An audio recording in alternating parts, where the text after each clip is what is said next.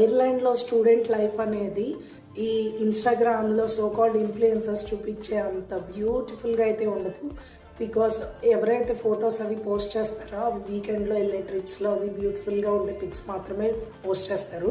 But real struggles అనేవి మీరు ఇక్కడ వచ్చాక మీరు పర్సనల్గా మాత్రమే ఎక్స్పీరియన్స్ చేయగలరు. Like dozens of part time జాబ్స్కి అప్లై చేయడం, రిప్లై రాక మనం కృంగిపోవడం, అండ్ షేరింగ్లో ఎక్కువ రెంట్తో తక్కువ స్పేస్తో ఉండడం, అండ్ ఈ డార్క్ రియాలిటీని అంతా మనకి ఎవరు సోషల్ మీడియాలో పోస్ట్ చేయకపోవడం వల్ల wow Ireland is a beautiful country with lots of opportunities అని వచ్చేస్తాం. Of course Ireland is a great and beautiful country with lots of opportunities. But ఈ స్టూడెంట్ స్ట్రగుల్ అనేది చాలా ఇనీషియల్ స్టేజెస్లో ఎక్కువ ఫేస్ చేయాల్సి వస్తుంది.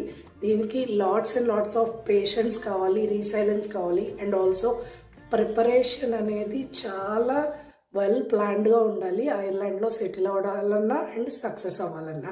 సో ఇది నేను ఇచ్చే సలహా అన్నమాట.